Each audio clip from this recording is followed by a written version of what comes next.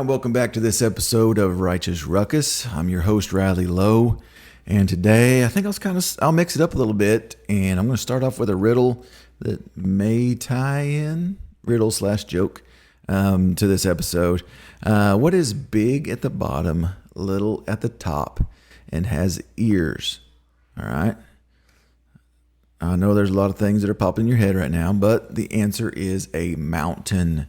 A mountain is big at the bottom, little at the top, and has ears. You're asking yourself, how do mountains have ears? Haven't you ever heard of mountaineers? So, I know that's a cheesy, corny dad joke or whatever you want to call them. But anyway, I'm going to talk about like when you are at the top of the mountain. I'm not talking physically on top of the mountain. I'm talking about you've climbed, you've conquered, you've done everything this world says is awesome to do. And you get to the top and you look around and you're like, well, I guess I'm here. What now? All right, so let's talk about that. It's time to get off the church benches and into the trenches. Let's make a righteous ruckus. All right, so before we really get to the meat of this, I want to remind you about our Give, Send, Go, that you can support this mission of Righteous Ruckus. If you go to givesendgo.com/support Righteous Ruckus, you could donate, or you can just let us know you're praying on there. And also, if you go to Righteous Ruckus Podcast, or send an email to Righteous Ruckus Podcast at gmail.com, you can communicate directly with me. Let me know any thoughts. You can say, hey, Riley, this is awesome. Keep up the good work. You can say, Riley, this is awful. Don't ever make another podcast again. Or you can say, here's what I thought would make a good podcast. Have you ever thought of this? Ever thought of that? Maybe I'll incorporate stuff. Maybe I won't. No offense if I don't. If it doesn't fit in. But if you want to contribute ideas, that would be awesome. So I'm going to talk about a couple examples of NFL players. You know, of course, when you think of a Christian podcast, you think of NFL players. First person that pops into somebody's head usually is Tim Tebow, which I greatly admire. Tim Tebow, man, the guy's got a backbone of steel. Took a bold stand on his Christian faith throughout his professional athletic career and his amateur career in college too. Man, I mean, he was under the fire all the time. But I'm actually going to talk about another couple people. The first person I want to talk about is a Mr. Tom Brady. If you don't know who that is, then you're obviously not a fan of American football and have been living under a rock somewhere. His nickname is the GOAT, which is an acronym. GOAT stands for greatest of all time. That's what you would call somebody like Michael Jordan in the basketball arena, right? You would call him greatest of all time. Or if you're looking at running backs in the NFL, I'm going to open a can of worms here, but I would say Barry Sanders is the greatest of all time. Now, I'll probably get some comments on that deal.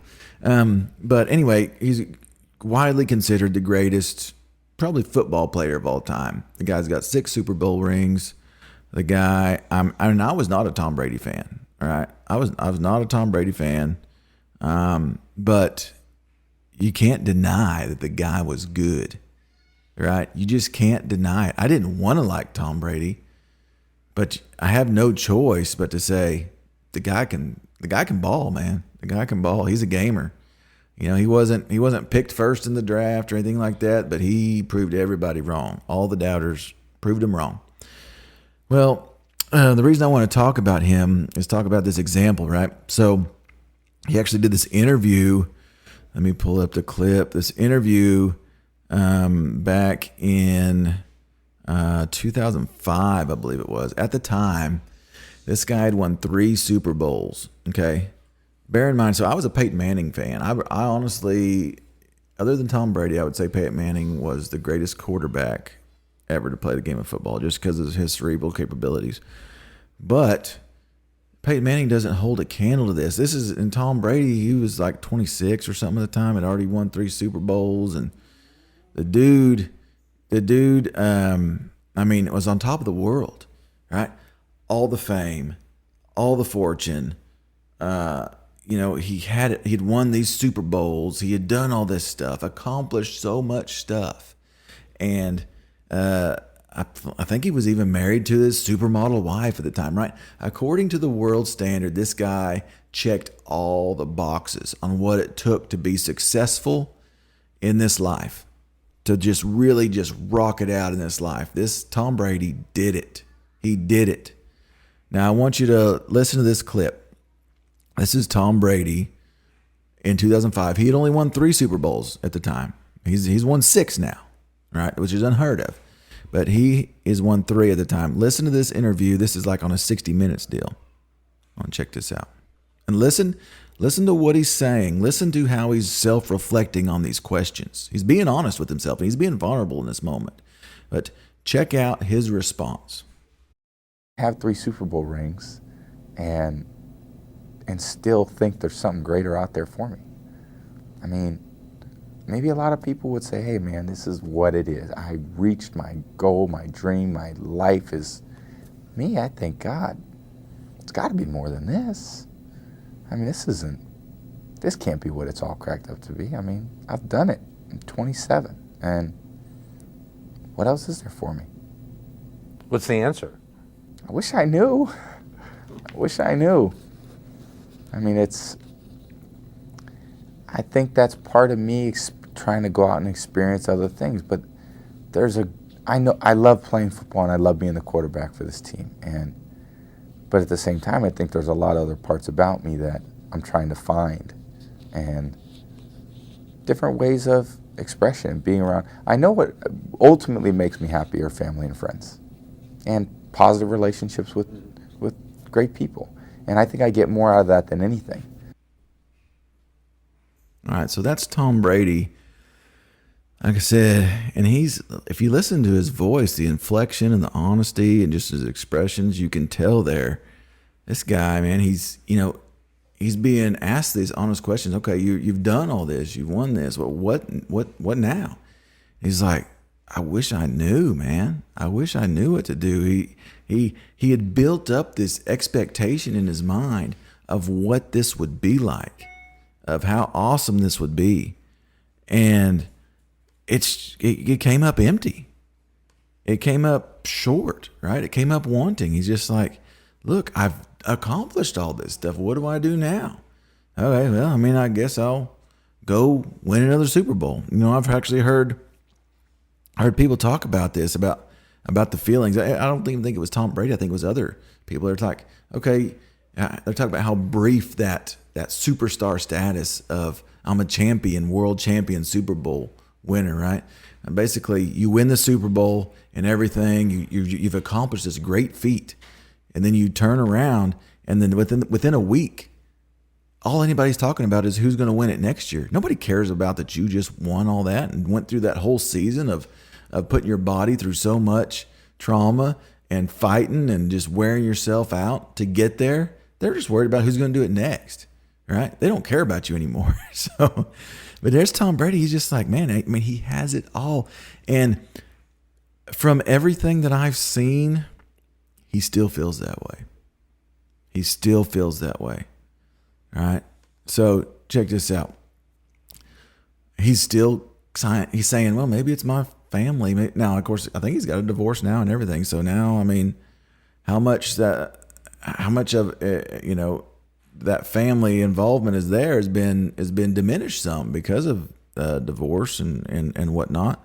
I'm sure there's kids that are in whatever kind of problems that causes too. I mean, so even that what he's putting his trust in. So he's putting his trust in, or had been putting his trust in. I'm going to put my trust in being the greatest athlete I can and accomplishing what the world says I should accomplish. I should have faith, or I should have fame, power, money, cars, women, all this stuff, and really, if you look at like Proverbs 3:5, trust in the Lord with all your heart and do not lean on your own understanding. Trust God, right?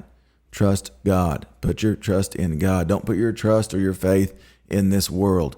And Psalm 9:10, and those who know your name put their trust in you. For you, O Lord, have not forsaken those who seek you. So you're not going to come up short if you go to trust in God. Let's see.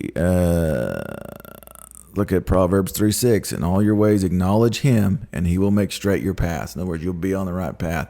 Whereas, like Tom Brady, it's just a snippet, right? It's just a snippet of his life that we just looked at. But it just seems like a lost kid, man, like a lost puppy going, I don't know which way to go. He's accomplished all this stuff. Well, now, no, right? Because he doesn't have any straight path. He doesn't. His goal is kind of eluding his grasp, if you will. And actually, look at this. Here's Matthew 6:19 through 21. A lot of people know this. This is called laying up your treasures in heaven. Do not lay up for yourselves treasures on earth, where moth and rust destroy, and where thieves break in and steal. But lay up for yourselves treasures in heaven, where neither moth nor rust destroy, and where thieves do not break in and steal. For where your treasure is, there your heart will be also.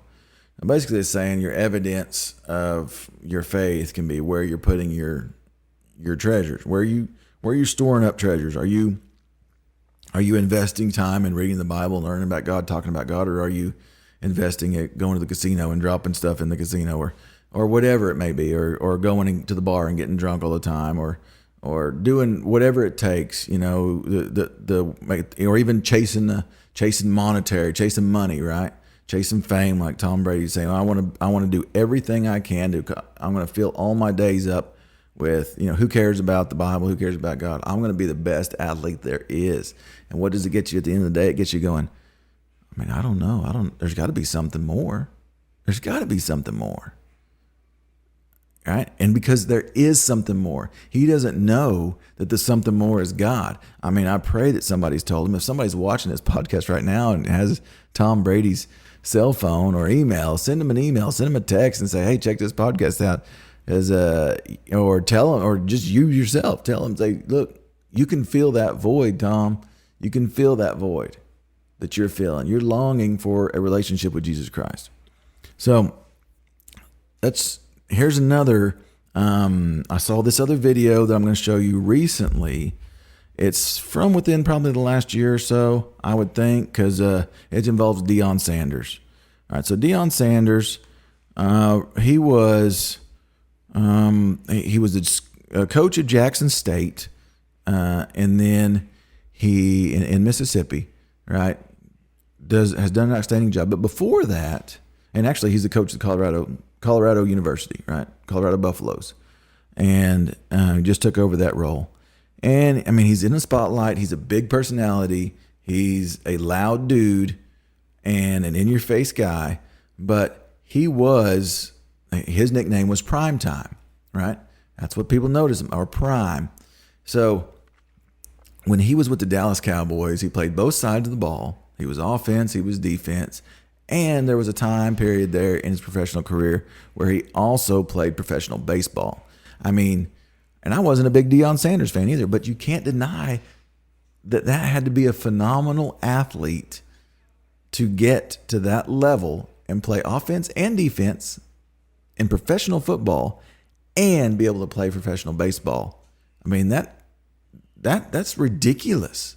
That's a ridiculous athletic ability, right? Really, you could say God-given athletic ability that guy has. And he's reflecting on a time in his life when you'll see it's just he realizes that what had gone out in his life, and kind of that it realized and reflecting back on his journey and how he ended up. So check this out. Really pay attention to this. It opened my eyes to him for sure. So let's check out Deion Sanders. You could sleep in the bed with 2 and 3 women and nobody's satisfied. You got 100 suits, you can't cover up the pain. You got 300, 400, 500 pairs of shoes, you can't take a step in the right direction. You got 9 or 10 cars in the driveway, you ain't going nowhere. You got a 15,000 square foot house, but you ain't got a home. By the time you get to the bottom, because God is calling you collect, and you do not want to accept the charges because you know it's going to cost you something. So that ringing, that noise in your life that you can't turn it off. You up to bat and you 3 for 4 that night, and you stolen 3 bases, but that ringing is in your ears and in your head, and you cannot turn it off. You go on the football field and you dominate, you breaking a pass, you returning touchdowns, you high stepping, you doing your dance, but after the game it's ringing, and you can't get this out of your head.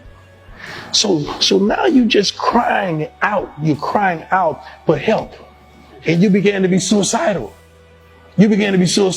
So you sitting on the bench with the Cincinnati Reds, and you 3 for 4, few stolen bases, and you take a bottle of pills right in front of all your teammates. That's your cry for help, because you can't cry. You know why? I'm the man. How can the man cry for help? We all told our sons back in the day, you don't cry. You ain't soft. You ain't no sissy. You don't cry. You don't tell nobody your problems. You internalize them. You man up. So That's how we grew up. if you're there, what's the word of hope that changes that? The word of hope is sooner or later, you're going to have to surrender. You're going to have to surrender. Because you may not see it now. You may not know it now. But life is so much better if you just surrender. Why you fight the fight that's already fixed? Surrender. I didn't really know what that meant when I see people on television come out. You know, the old Western, they came with their hands up. They're surrendering. They say, you got me. You got me. I'm not fighting no more. You got me. Don't shoot. You got me. And that's how I went to God. And see, I had a moment. That's why nobody can tell me nothing about the gospel of Christ Jesus. Nobody can tell me nothing about who he isn't, because I had a moment right in a room in Cincinnati, Ohio, a condo by myself. When I finally got on my knees that night and I surrendered, I said, Lord, if you here, take me, I'm yours. All right, so see the difference there, right? So he was in a similar situation where he would, man, dude, he's on top of the world. On top of the world. That's where it ties in with that mountain joke. He's on top of the world. And so that's the thing here. And he's talking about, basically when he's talking about call and collect and that ringing and ringing and ringing and ringing, he's talking about the Holy Spirit pulling at him. He can feel that deep in his soul, right? He can feel that, but he don't want to answer the phone because he's got all the women, he's got all the money, he's got all the shoes, he's got the house, he's got the cars, he's got the fame, he's got the fortune, he's got everything this world says you need going for you. He's got it. And he doesn't want to answer that because he thinks it's going to cost him everything, right? He thinks the cost is too much, when the reality is it don't cost you nothing. Now, the world is going to start taking stuff away. It may cost you some stuff in this world, but what you gain, you get it for free. You get salvation for free. Jesus has paid the price. That's what he's saying. Everything's been fixed for you already. All your problems that you think you're having has been fixed. And he goes on and talk about how, man, life is so much better since he just surrendered. Since you just surrendered, right? Now, he gets attacked a lot more than he used to. I tell you that. But he's surrendered. And he surrendered to Jesus. He's surrendered, and he just feels like that weight, right? That whatever that weight was that was crushing him to the point where he thought he had to take them pills in front of his teammates and have that cry for help. Whatever that was, he is now had that weight lifted, where he feels this freedom to talk about this thing. I mean, that's a bold there to talk about that in that interview, to even just come out and talk about his faith like that. But he's, like I said, he's a loud guy.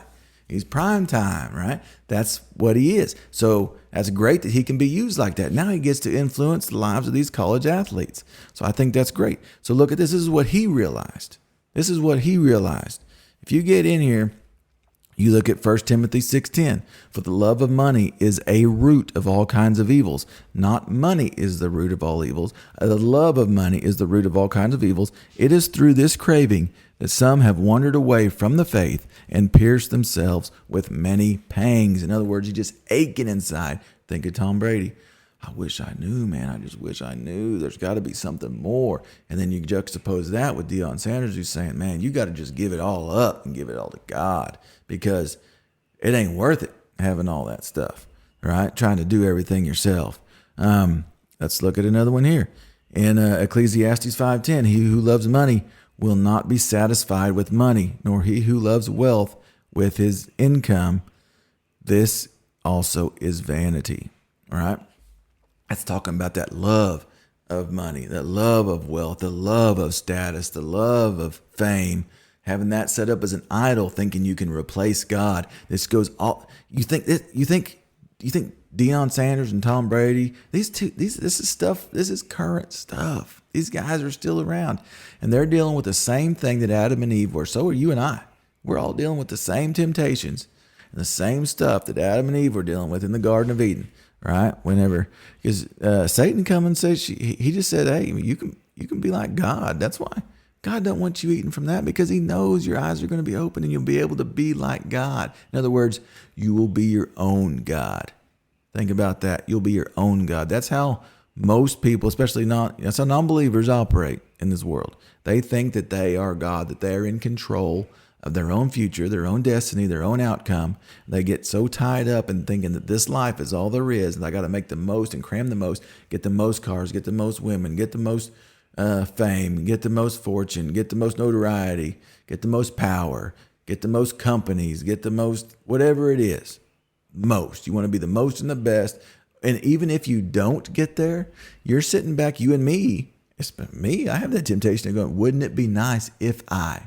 Wouldn't it be nice if I did that? Wouldn't it be nice if I was in Deion Sanders' position? Wouldn't it be nice? Man, that'd be so cool to be a Tom Brady and to have what he has, to do what he does. That's covetousness, right? Instead of saying, what has God made me to do? What role has God made me to fulfill? So check this out. This is C.S. Lewis in Mere Christianity. He kind of brought it back to this, right? He says, what Satan put into the heads of our remote ancestors, Adam and Eve, was the idea that they could, quote, be like gods, could set up on their own as if they had created themselves, thinking, I did this, I made this, I've done all these accomplishments. Be their own masters. Nobody can tell me what to do. I'm living my life. Invent some sort of happiness for themselves outside God. I'm going to occupy my time with this stuff that are pleasures, right? Apart from, invent some sort of happiness for themselves outside God, apart from God. And out of that hopeless attempt has come nearly all that we call human history. Money, poverty, ambition, war, prostitution, classes, empires, slavery, the long, terrible story of man trying to find something other than God which will make him happy. Right? And here's the reality. Most people treat this life like it's a happiness quest. They do. Most people treat, and that's the temptation. Most people treat this life as a happiness quest. But the reality is you don't even know how long this life's going to last. What James 4:14 says, whereas you do not know what will happen tomorrow. For what is your life? It's even a vapor that appears for a little time and then vanishes away. So you got the GOAT, Tom Brady, sitting there going, there's got to be more. And he's just grasping. He's grasping, saying, what can I get a hold of? What can I get a hold of? And then you got Deion Sanders saying, man, you just got to give it up. You just got to give it all up because you're chasing a vapor anyway. So give it all up and let's make the most of this testimony that God's provided us, right? That's the juxtaposition that I kind of wanted to show you today. But here's the thing. We aren't necessarily in those positions, but we can identify with that.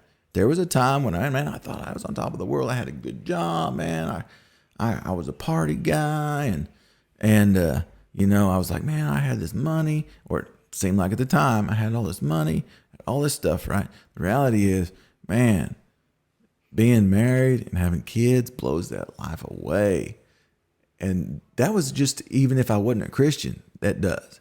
But you throw God on top of that, my relationship with Jesus Christ, you throw that on top of that, there is zero comparison. Man, it's so much better. Life is better. Life is not easier. Life is better, right? I have joy, not happiness. There's a big difference there, guys. A big difference there. So I want you to reflect on that. Think about it. If somebody's like, well, what next? Are you saying there's got to be something more than this life? Or are you saying, man, I'm so glad I just gave it all up to God because life is so much better. I've got joy instead of chasing this elusive happiness. So think about that. And I want to go out of here with the Bible verse, kind of tying it in with the podcast. Matthew 5:6. Blessed are those who hunger and thirst for righteousness, for they shall be satisfied.